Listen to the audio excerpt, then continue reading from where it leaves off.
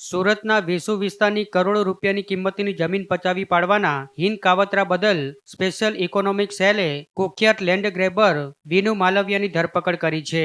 આમ કુખ્યાત land grabber Vinu Malviya ફરી એકવાર કાયદાના સકંજામાં આવ્યો છે. વિનુ માલવિયા કોઈ સામાન્ય ગુનેગાર નથી. તેની વિરુદ્ધ અગાઉ સુરતના વિવિધ પોલીસ સ્ટેશનોમાં જમીન પચાવી પાડવા અને બોગસ દસ્તાવેજો ઉભા કરવાના કુલ 12 જેટલા ગંભીર ગુનાઓ નોંધાઈ ચૂક્યા છે. જોકે વારંવાર જેલની હવા ખાધા બાદ પણ તેની ગુનાહિત પ્રવૃત્તિઓ ચાલુ રહેતા પોલીસે આ વખતે વેસુની જમીન મામલે કડક હાથે કાર્યવાહી કરી તેની ધરપકડ કરી છે.